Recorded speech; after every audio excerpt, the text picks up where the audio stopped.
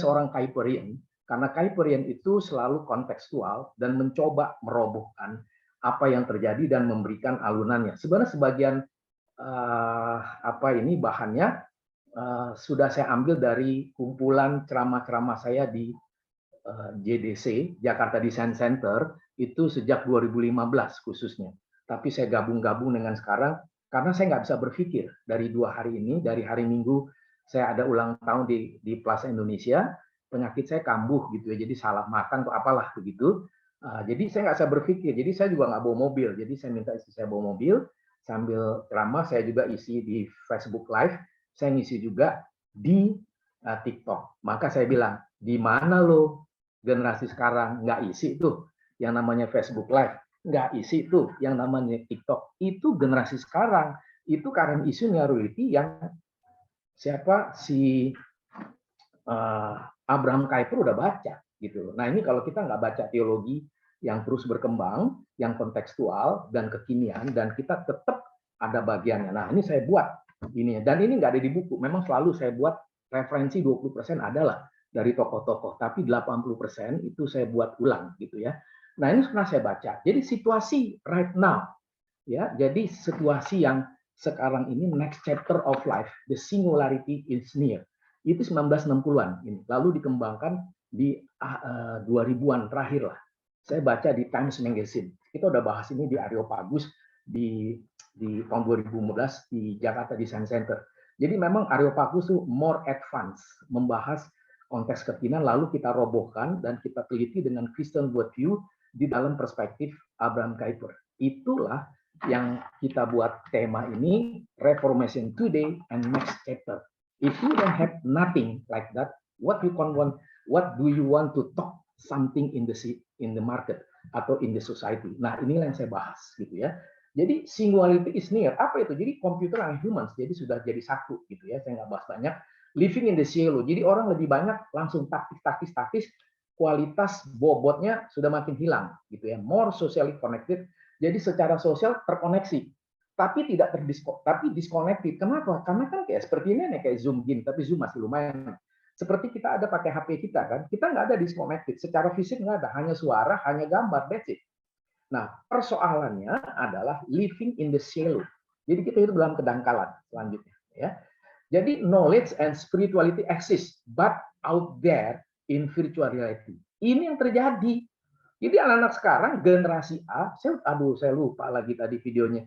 Nah, itu anak balita semua yang bikin like itu ratusan ribu orang Amerika dan Eropa, mungkin ada jutaan sekarang. Jadi semua orang terbuka seperti itu. So, what is the church? Nothing, man. Ya kan sekarang gereja-gereja kosong. Termasuk di Jakarta, dengerin khotbah, pakai HP, dengerin musik rock, dengerin yang lain-lain. Itu jadi semua selegram begitu, tapi pendeta berkhotbah terlalu begitu saja atau dia berkompromi. Maka knowledge and spirituality exist, pengetahuan dan kerohanian itu eksis, tapi di sana, di virtual reality.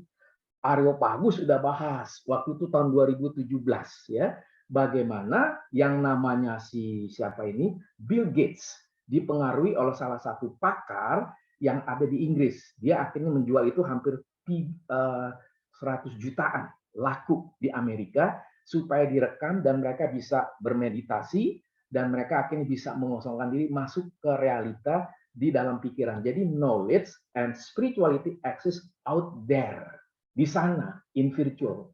Jadi bukan di gereja.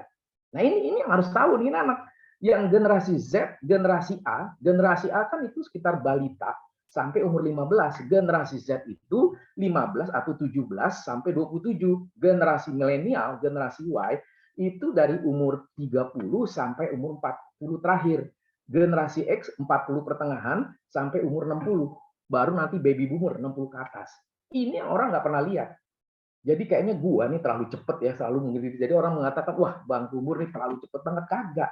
Karena lu blow on. Karena lu tidur. Di dunia itu gua kan selalu masuk diving itu kan selalu YouTube. Ya pasti gue ke Amerika kemana, gue nggak ke sana, lihat acara-acaranya, kaget kita. Nah ini nanti tanggal 3 Desember kita akan ada Natal, seminar Natal khusus semuanya pembicara generasi Z. Saya sudah berharap akan banyak mulai tahun depan garap generasi Z. Dan saya sudah ikutin, tadi saya udah ngomong ya, tadi saya lupa. Itu di Eropa, di Amerika sudah muncul ya. Apa tadi itu? The Last Generation. Waduh, saya kaget semua. Saya lihat itu di CNN, saya lihat di Jerman televisinya, lalu di BBC ya, yang ada di Inggris. Come on, man. Nggak ada sekarang orang Kristen tidur gitu ya. Hanya itu saja gitu. Jadi akhirnya apa? Baca, belajar teologi, but nothing. Nggak ngomong di TikTok, nggak ngomong di Facebook Live. Come on, man. Ya kan? Anda bisa lihat di TikTok saya bicara cancer. Karena saya waktu itu besuk pada orang cancer. Itu banyak yang nonton, hampir 25.000. Berbicara tentang cancer, less than 3 minutes. Susah loh ngomong 3 menit.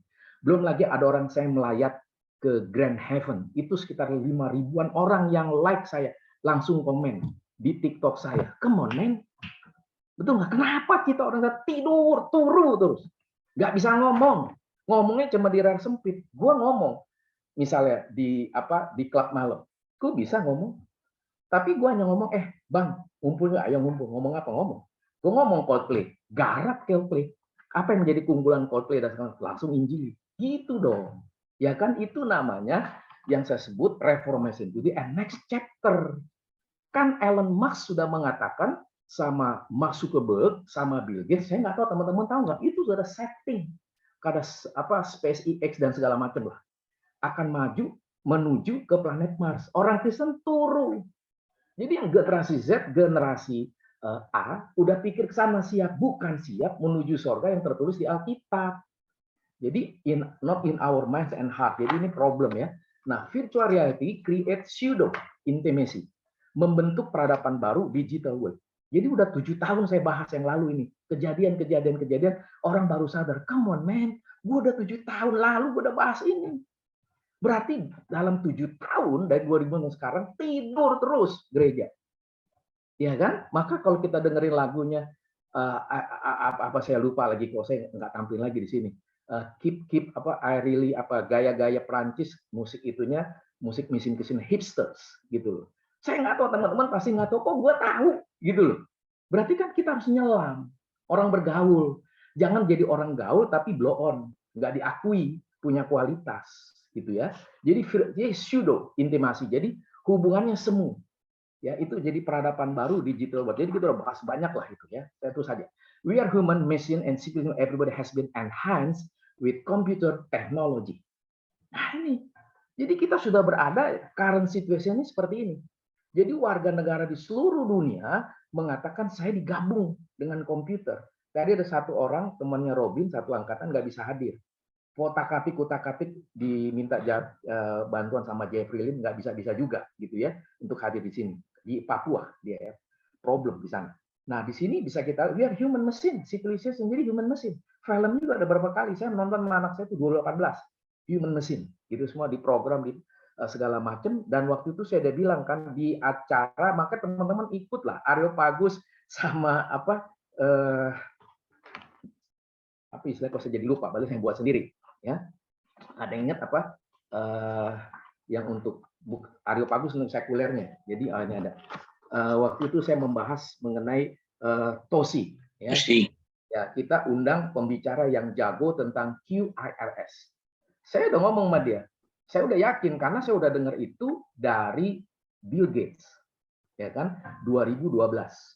Segala macam. Jadi saya lebih advance gitu. Tapi saya bukan latar belakang daripada IT, tapi saya dapat ambil filosofinya dan strategi ke depan. Jadi 10 tahun yang lalu gue udah tahu gitu loh. Tapi baru muncullah di Indonesia QRS plus segala macam. Di Amerika nggak bisa dibikin jadi satu. Semuanya berdasarkan negara bagian gitu ya. Hanya Indonesia yang sukses bisa dibikin secara nasional. Anda bisa lihat pakai QRS, nanti ada OVO, ada apa, semuanya sudah dibuat seperti itu. Lalu orang Kristen ngapain? Nurutin nggak apa-apa pakai. Terus apa fungsinya? Saya kan nggak sempet, baru istri saya bilang udah lu pakai OVO deh. Saya pakai OVO, saya perhatiin. Kenapa ya OVO gini. Kenapa di gini. Mikir dong. Ya kan? Lalu kaitan dengan hidup Kristen apa, ilmu teologi apa. Jadi saya bilang kepada pembicara itu langsung invite saya di Instagram, di Muslim. Bang, abang bagus sekali ya, Mbak, segala macam. Saya bilang gini, QRS itu Anda kan Muslim. Semuanya sudah saya dengar sebelum 2012 oleh Bill Gates, sebelumnya 1999 dari salah satu profesor di Colorado University. Saya membawa itu di GRII Kelapa Gading pada tahun 99. Sekarang udah banyak jadi pendeta kan, pendeta Ivan, Yadi S5, Paulus, segala Aiter, segala mau udah dengar saya. Lalu si siapa namanya Benny Pardosi, saya membahas itu 1999 masuk ke 2000. Transition period itu apa yang akan terjadi? Lalu kaitannya dengan theological thinking and how you read implemented in the right way in daily life gitu ya. Nah, jadi saya masuk nih sekarang tadi soal umum masuk Gen Z perspektif and proposal. Nah, ini jadi combination youth and technology. Jadi bisa kita lihat bagaimana anak-anak muda sekarang kan begini, tiada hari tanpa OVO, tiada hari tanpa dana, tiada hari tanpa HP segala macam. Tiada hari sekarang yang namanya Apple itu lagi sekarang Apple 14 muncul lagi yang baru. Lagi menunggu mungkin tahun depan tato ya dari siapa? Bill Gates. Bayangkan ini nanti tato bisa melihat deteksi who you are and kemana kamu semua tidak dibatasi. Jadi semakin hari makin dekat. Come on, dan teologi. Kok diem? Gitu kan? Kok nggak baca? Gitu loh. The combination youth and technology is driving wave of change. Cepat sekali. Never offline, how wearable test will change our life. Jadi nggak perlu offline, semua aja. Ya kan? Nggak perlu offline, kita pakai teknologi yang bisa merubah hidup. Itu generasi Z. Belum lagi metaverse.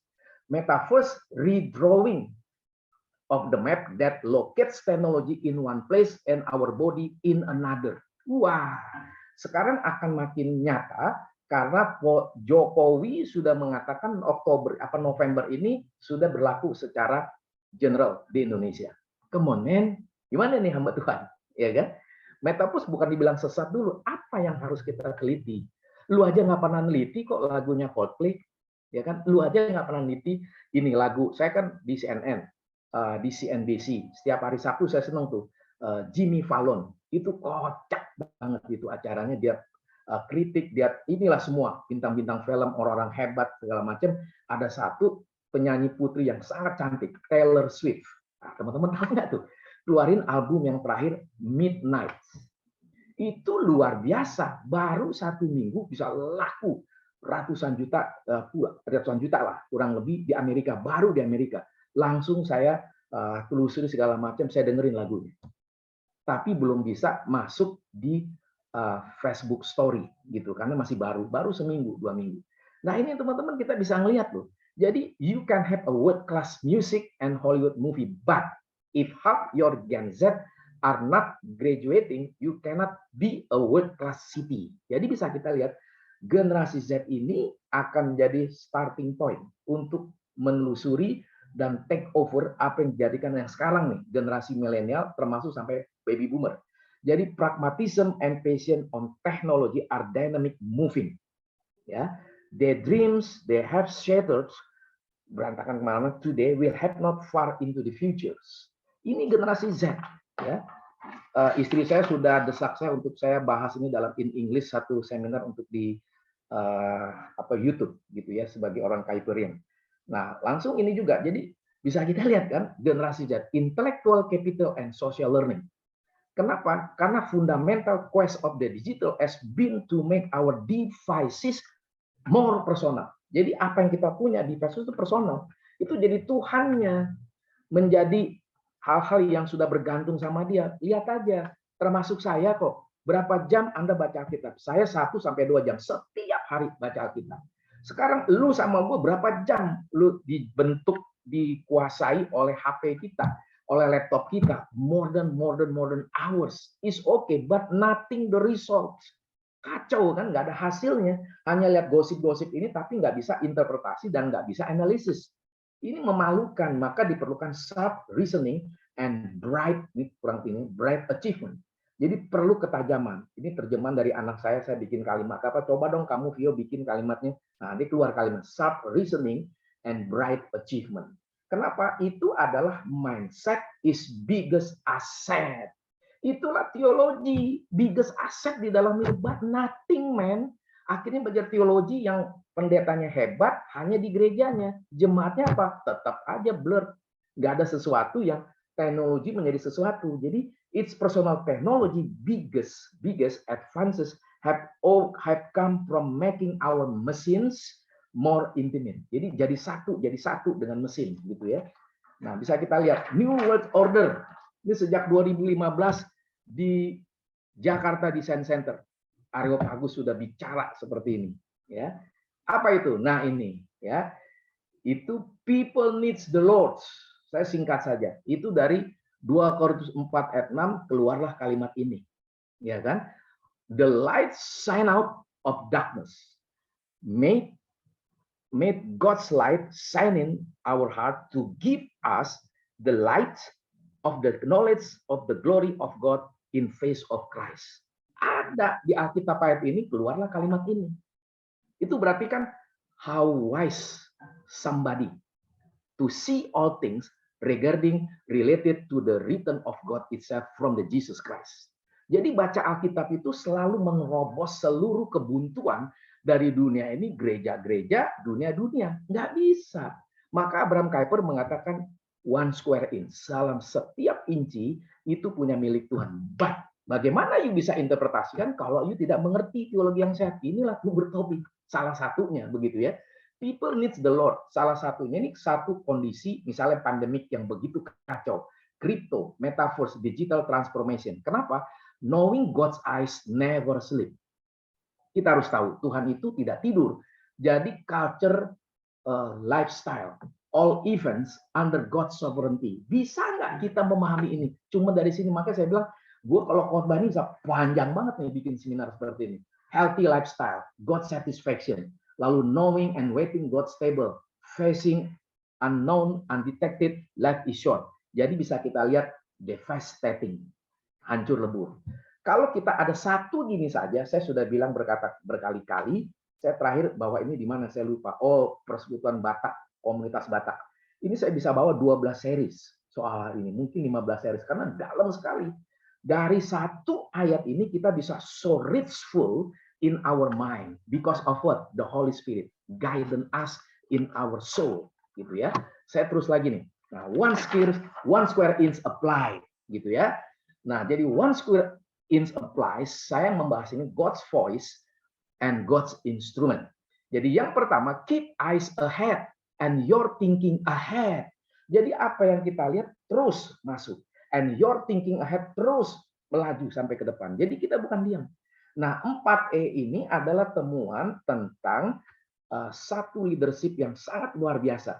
Dia bukan Kristen, tapi lebih bijaksana dari orang Kristen, yang bernama Jack Welch. Ya kan, dia presiden director dari General Electric. Saya sudah bahas di kelas mini MBA. 4E, energy, energize, execute, menjadi example. Itu kok bisa gitu loh. Saya jadi ketawa, kok bisa? Lord, please help us. Please guide us. Surpass daripada Jack Welch. Jadi kita harus melebihi dia karena dia nggak ada Roh Kudus.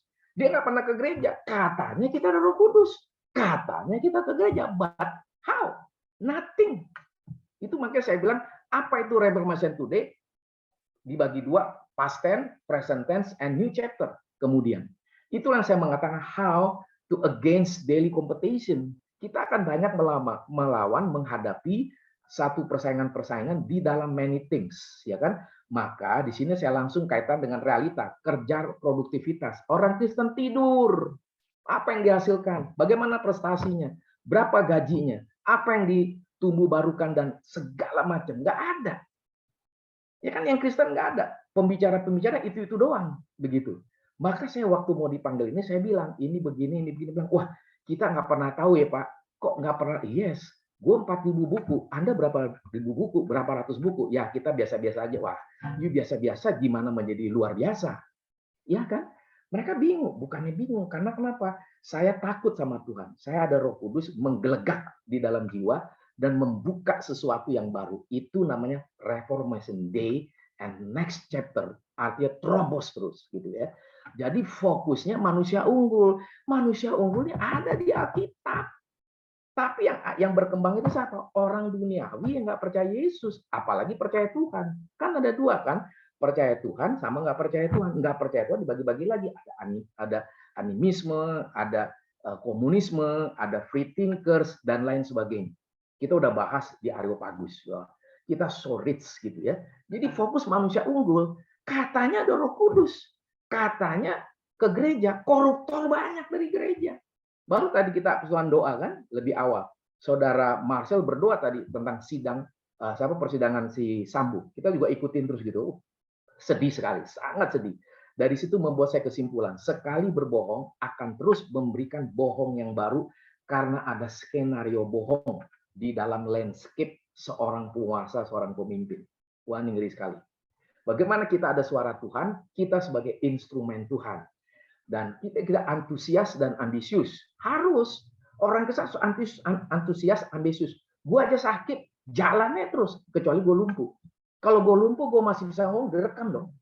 Masih ada TikTok, masih ada Facebook Live. Come on, man. Kenapa orang Kristen ada Facebook Live, ada TikTok, kagak ngomong? Hanya bikin gosip. Ngomong dong segala sesuatu yang edukatif.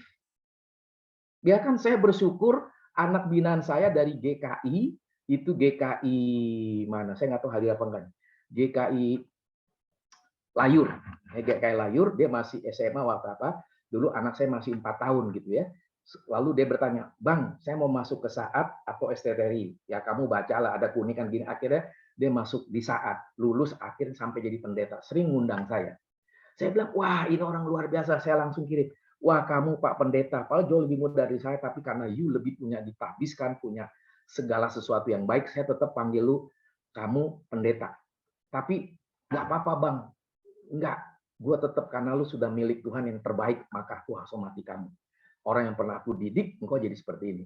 Bagus dong. Umurnya baru mungkin 32 atau 35 gitu. Bayangkan, ya kan? Antusias, ambisius. Berani gagal untuk raih kesuksesan. Ini harusnya ada orang Kristen. Ya kalau kebanyakan orang hidup dalam reformasi dari zamannya tadi Pendeta Robin sudah ngomong ataupun Julio, itu adalah reformasi total di dalam way of life gereja yang sudah menyimpang. Dan tidak hanya di situ, bagaimana menghasilkan yang the best, the best, the best. Istri saya nggak suka kalau saya ngomong soal kualitas cerdas. So, gue ngomong apa dong? Karena cerdas itu mengalir dari hati yang takut akan Tuhan. Cerdas itu dia punya visi ke depan. Masa Jack Ma bisa nangkep? Ya kan, Jack Ma selalu bilang cerdas. Wise, cerdas, Probos. Elon Musk juga begitu. Bill Gates juga begitu. Mark Zuckerberg juga gitu. Steve Jobs almarhum, kita udah pernah bahas 2011, pertama kali Areopagus berdiri, kita udah bahas.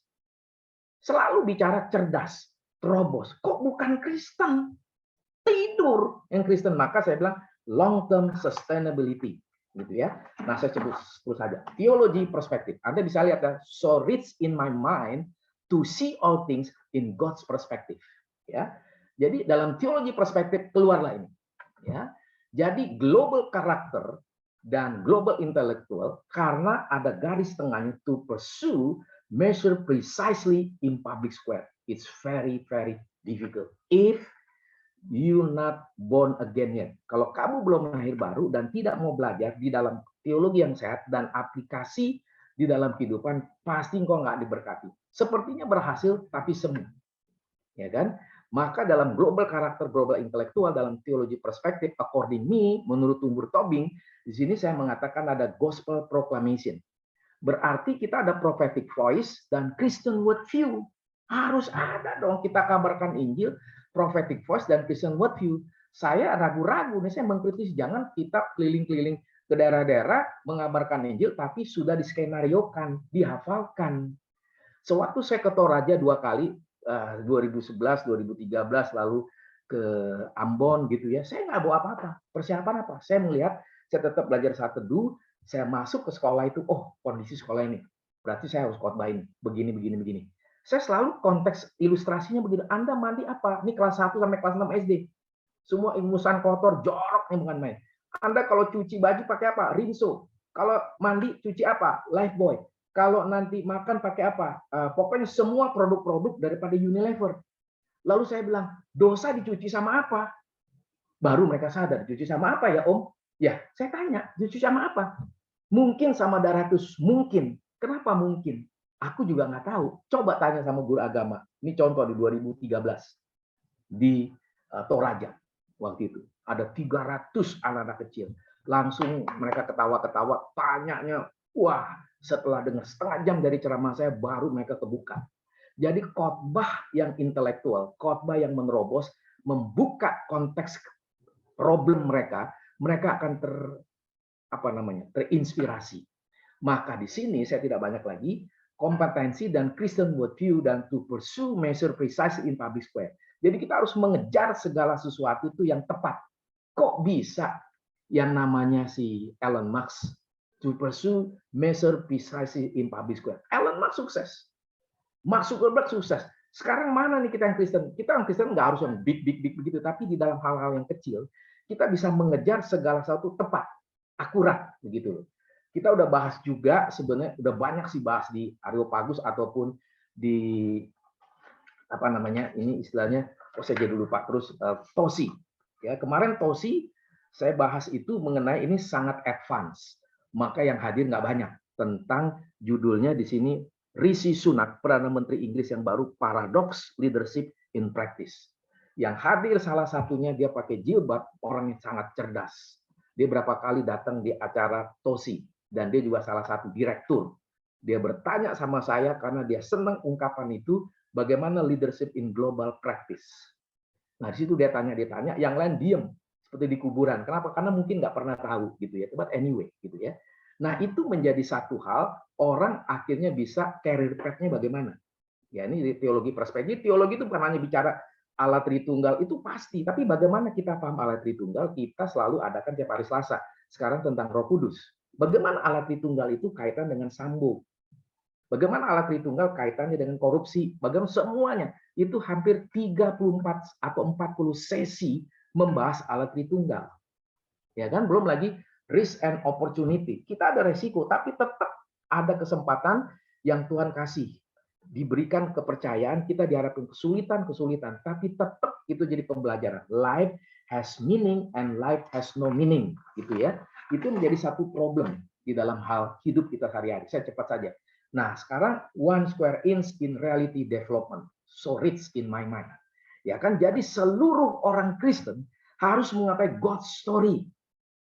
Kita kan ada story-nya. Story-nya Tuhan apa? Budaya kita bagaimana movement-nya. Kita lihat, kemarin saya udah bahas di TOSI itu kan, hari Jumat minggu lalu, mengenai Rishi Sunak. Mungkin ada yang tahu, mungkin nggak ada yang tahu, mungkin masih cuek gitu ya.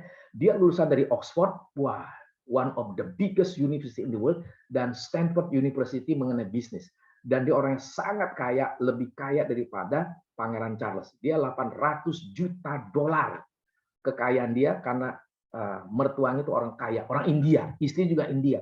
Pangeran Charles itu hanya 500 sampai 600 juta dolar. Bayangkan di sini apa yang terjadi. Dia Hindu, ya kan? Jadi ada story, ada culture. Jadi everyone has a basic story. Baik itu di keluarga, di karir maupun di gereja. Saya nggak bahas waktu karena panjang ini. Ini selalu menjadi satu pemikiran yang tidak hanya melulu dipersempit oleh teologi yang sepertinya benar, tapi nggak bisa diaplikasi. Jadi kita hidupnya hanya di laboratorium saja. Itu kekacauan gitu ya. Humanistic story, ya kan? Crisis in truth and ini. Jadi ini adalah dan virtual reality, nihilism, on stage and freedom and creativity. Kita juga udah pernah bahas ini di Areopagus. Secara singkat adalah bagaimana tadi Saudara Robin mengatakan hyper reality. Itulah Jean Baudrillard di dalam filosofi hyper reality. Di dalam film Matrix, apalah segala macam. Dan itu tahun 68 dia keluar mengenai filsafat hyper reality. Lalu muncullah televisi apa segala macam dengan perkembangannya Star Trek dan segala macam, dan muncullah lagu Imagine John Lennon. Kenapa? Karena Jean Baudrillard tidak percaya adanya Tuhan, tidak percaya ini, tapi dia bisa rangkum menjadi satu komunitas culture in the next chapter. Ya kan? Maka humanistic theory ataupun di sebelah kanannya virtual reality, nihilism, semuanya tidak ada mana. Kita on stage and freedom and creativity. Jadi kita bisa lihat ya, dari bagian ini saja kita bisa berjam-jam, kita bisa berserial begitu ya. Nah, ini yang terakhir, cuman saya salah framework theological thinking by saya juga gitu ya. Nah ini ada kesalahan. Sebenarnya saya betulin dulu karena ini. Jadi kalau kita bekerja ya dari hati, kita bisa mendapatkan sesuatu kekayaan yang tidak ada habis-habisnya. Walaupun bukan saya yang buat, otak saya jalan. Jadi ingat gitu ya. Jadi brain storage. Jadi gudang otak saya apa? Nah ini saya ambil kalimatnya Martin Luther ya di dalam sidang kerajaan di Jerman, apa yang harus dia lawan karena dia menghajar dari theological si Paus. Nah kalimat ini dari dulu saya suka gitu ya. Ini satu kalimat yang sangat Kristen. Mungkin ada yang ingat, here I stand. Ya, here I stand, di sinilah saya berdiri di hadapan tahta Tuhan. Dan saya juga mengaitkan di sini sebagai corner. Kemarin di gereja saya anak-anak muda itu nyanyi kur. Nah saya selalu tajam. Ada kalimat lirik yang bagus itu saya olah. Jadi di situ kalimat cornerstone, ya, cornerstone of faith. Jadi waktu ada kalimat itu dan lirik selanjutnya saya langsung pikir, wah puji Tuhan, saya bilang. Jadi kita orang Kristen itu selalu konteks kekinian. Jadi gue generasi Z terus, ya kan? Sementara banyak orang Kristen makin lama makin dewasa, makin tua, tapi nggak bisa masuk ke wilayah generasi Z yang lebih muda. Jadi Martin Luther mengatakan, here I stand. Di sini saya berdiri. Ini juga gambarnya musuhnya Alkitab. Here I stand. Di dalam Alkitab saya menyuarakan seluruh kebenaran. Maka di sini saya mengatakan hal yang gambar atas, God's given organism in Scripture. Jadi dalam Alkitab itu Tuhan berbicara sedemikian rupa organis, terus bergerak. Bukannya cuman retorika. God given instrument for chosen people. Jadi inilah maksudnya si Martin Luther, kalau lu sudah di alam firman, lu harus pengaruh dong.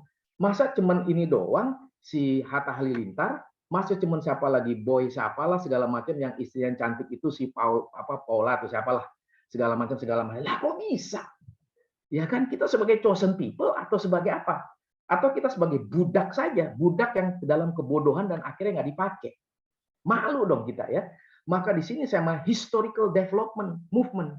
Jadi bagaimana pergerakan sejarah itu today and next chapter. Maka waktu saudara Angga memberikan renungan yang dari kisah Roma 12 ayat 2 dan Tawarik 26. Dia coba gabungkan, lalu saya banyak tambahkan. Kenapa?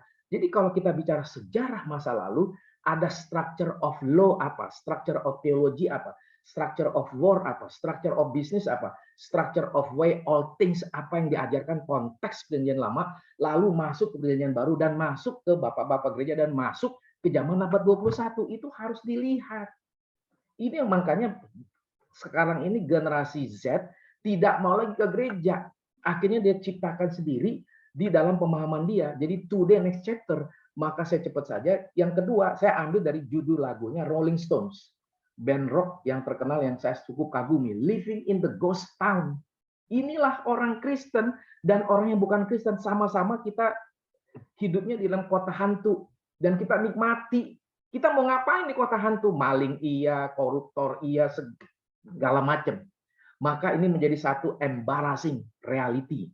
Ya kan? Dan itu tidak dibuka realitasnya dari judul lagu, lirik lagu, itu bisa jadi ice breaking ke generasi Z atau ke generasi yang existing.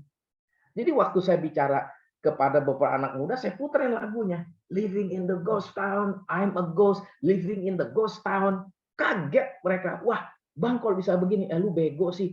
Harusnya gue lebih bego dari lu jauh lebih muda dari gue. Harusnya lu lebih cerdas dari gue, dan gue seneng ada lebih cerdas dari gue dari yang muda, tapi kenapa lu lebih bodoh dari gue yang sudah generasi X? Nah ini harus kita robah structure of thinking dan kita bisa bergaul. Jadi living in the ghost town, maka kita perlu evangelism in the marketplace. Gimana kita mau evangelism in the marketplace? Kita nggak bisa apa-apa. Jadi dua hal yang terakhir. Jadi di sini here I stand the cornerstone of faith dari firman Tuhan, God's revealing His law, ya kan? Hukum Taurat. Tuhan nyatakan penebusannya, Tuhan nyatakan kerajaannya, dan Tuhan nyatakan di dalam janjinya. Inilah yang saya mengatakan, here I stand and cornerstone. Jadi reformationnya waktu lalu, today terus berkembang, dan next chapter.